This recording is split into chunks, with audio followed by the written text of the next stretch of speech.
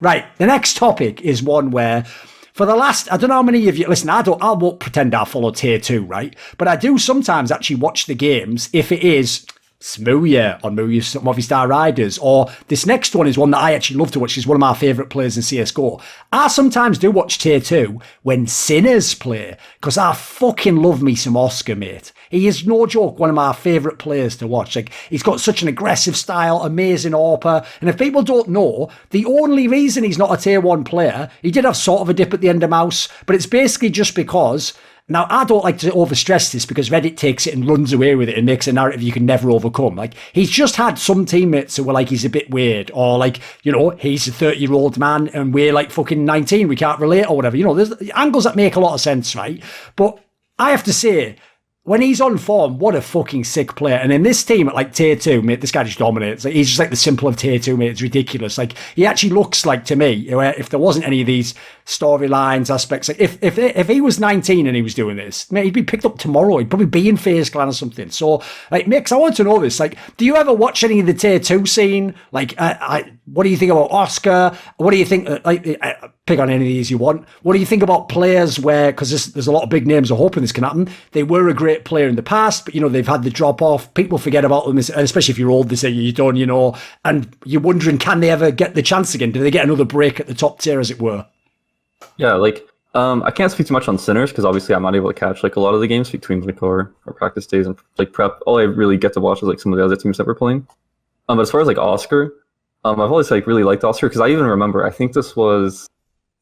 this must have been on like the old Cloud9, like the South African one, when we were boot camping in Europe once. I think Oskar was like on Sprout. And I just remember we played like, we scrimmed like Sprout on Dust 2 or something. And Oskar was just like super aggro, like fucking us on like Dust 2. Like T-side, like he was just going up cat alone with like his AWP, just like killing us, just like having like so much impact. Just as like, you know, sometimes like some of these older operators, right, you might be thinking, okay, they're just really good, or like, you know, they're holding their angles, they're playing like really smart. Sure. You know, they're doing like a lot of the smart things. But Oskar was like really aggro, like having a ton of impact, which is like what I always like in an opper. I always like someone that's like not afraid to be aggressive. They're basing like a lot of the rounds around themselves. It kind of helps the team flow really well, especially like on CT side. So I've always like really enjoyed that. And also like, yeah, kind of speaking as to like, you know, the older players that are kind of hoping to have a resurgence. I think in a lot of cases for like a lot of teams, and maybe even like a team like my own, right? Like trying to like take a gamble almost on a guy like that can oftentimes be better than like trying to say, okay, who's like the newest like sick young player that we can pick up? Because you pick up like the newest sick young player, like if he works out for your team, he's probably poached within like 3 to 4 months on most of these orgs, right? And then like, but if you pick up like an Oskar or something, the odds of that guy's getting poached like within 3 to 4 months is a lot lower. Like a lot of the time, those guys are going to be able to like stick around a lot more. They're not going to have like as many like top teams like trying to scramble after them and trying to find the newest like sick young prospects. So I think for a lot of teams, they could do really well at like, okay, let's look at like what some of these older players, some of these more experienced players that maybe like people feel are like falling off. You know, let's go through some of these guys. Let's see, can any of these guys like fit in our team? Do we think any of these guys could maybe have a resurgence? Because if they can, you know, one, they bring like a lot of experience, obviously, to the team. And if they do, like most likely they're sticking around a lot longer than like a younger player would. Yes. What do you think, Vince? Where are you coming at with this from?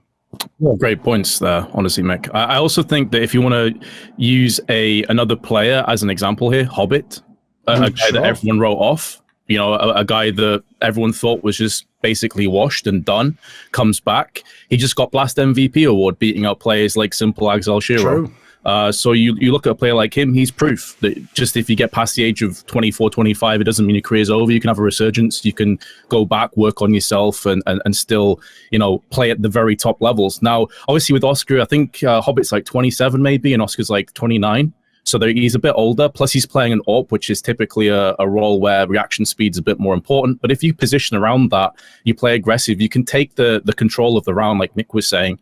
And the thing that always stuck with me and Oskar, by the way, I casted him so many times back when he was playing the likes of Mouse Sports, etc., is he was one of the most aggressive AWPers on Mirage. And he used to do this thing all the time in B apps on T side where he just pushed straight away and he'd AWP onto B side.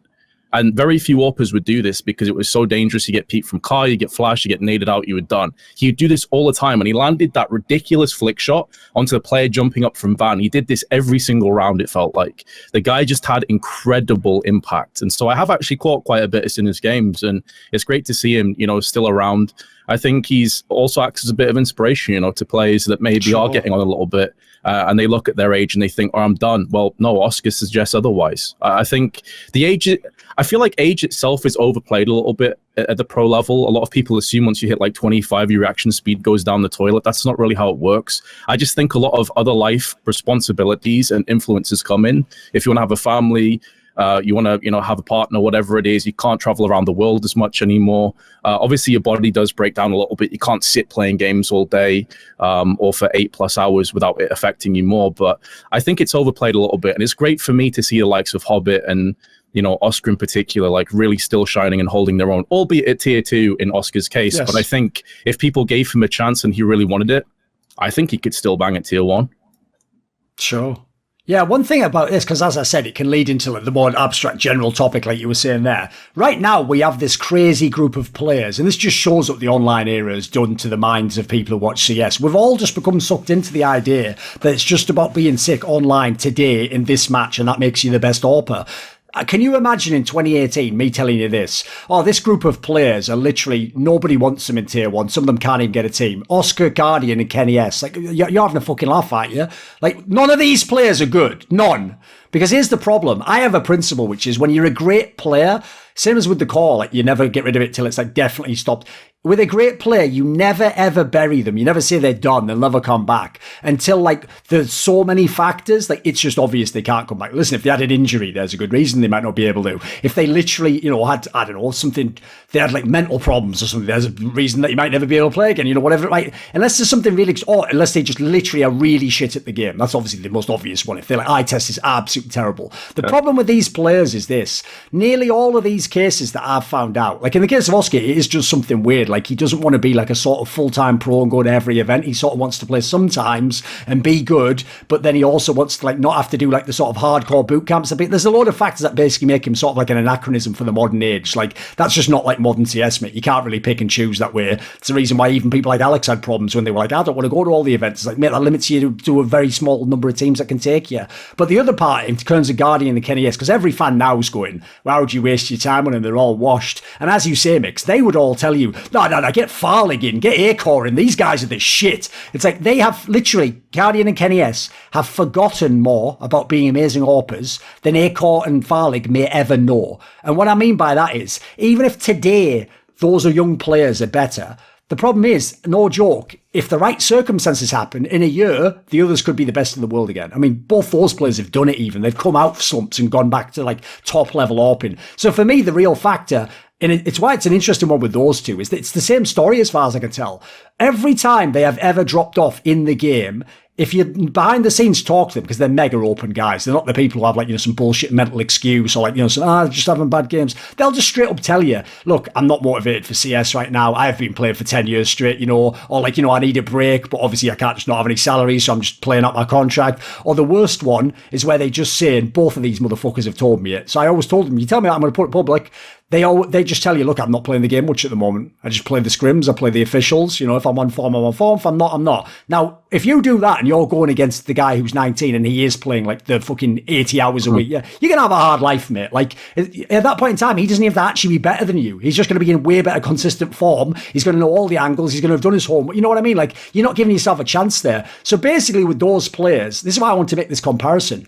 Oscar is what I want those players to do. Because here's the problem. I agree, Mix. Like, if I have to make like the hard choice of like up and coming FPL AWPer or Kenny S, listen, if I'm the guy who can reclaim Kenny S, I've just won the fucking lottery there, haven't I? Like, it's way worth more than the FPL AWPer because he brings all the other intangibles and he could be as good. But the problem is this, right? I wouldn't want to stake my career. I mean, this happened obviously to my boy fucking Henry G. Listen, if the ochs deal had worked out, that would have been, he'd have seemed like a genius. But because it didn't, it made him look like an idiot. It made him look at, what have you done that for? So my problem is this. Oscar went away and just started playing in tier 3 and tier 2, worked his way back up, and now he's in such insane form, except for the whole thing of do people want to play with him. I would as a GM take a gamble. It's not even a fucking gamble anymore, is it? He's ready for the next level. Now, if Kenny S and Guardian didn't do, unfortunately, what they're doing, which is sit on a bench or sit just contractless and just go, available for any tier 1 teams. It's like, mate, no one's picking you up. Like, the last time they saw you, you sucked. What you need to do is this. You need to go, and if you're Kenny S, mate, join that double pony team. If you're Guardian, go and join some fucking team. Like, could even be like a Sprout type team that would want you, you know, if I know he was standing in for Sinners at one point. Go join a team like that. Bang out, in which case you prove to me it's not motivation. You are playing the game. You've got some of your form back. Because then, I think the Shrewd team, the Shrewd GM, will make the move. And even better, even some of your ex-teammates that gave up on you, they might be in another team right now. Like, I tell you what, maybe fucking Carrigan looks down and goes, you know what, I agree, Mix, maybe Brocky's good, but he's not a god. Guardian's banging out of control in tier 2. I know what I can do with Guardian. I've worked with him in the past. Let's bring him back up. Like, that can happen. I think that's a real possibility. I know not many people are going to do it. You got to have a bit of faith, but I think that's a real path back for some of these guys. Yeah, I didn't realize how much I wanted to see Kenny S on FaZe until now, because I really think, because I actually don't know how it works with Kenny in like in terms of his contract and what he can play. But I don't know. I feel like that would actually be like something really sick to see, is like Kenny S on FaZe playing with Carrigan. Sure. I do think someone's gonna hit gold with Kenny S, because that dude, especially when he's motivated, is just on another level. And obviously his motivation goes up and down. I think that's probably a large part. Obviously, like the online era, when you're Kenny S and you've been playing CS for like 10 years, and you've been playing like countless LAN events for like as many years in front of the stages and stuff. Like, when you go into online, especially at that point, when you're someone that's already like struggled with motivation and stuff in the past, it's not really that surprising that he really struggled on G2 in the last few months. So I really think someone surely will take a chance on Kenny, especially when LANs start to come back, and I think they're gonna hit the lottery. This is going to sound like a shit excuse, right? Because any player who hears this will probably just write it down so they can use it themselves. It's not true. Like Kenny S, I'm not joking. He's always had some level of motivation issues because he started playing when he was so young. It's all he ever did in his life. He never sort of explored anything else. And so he's always thought, like, if I can he's basically like the guy who could get a fucking A+, but he just gets like a B+, because it's like, I can fuck around a bit and get the B+.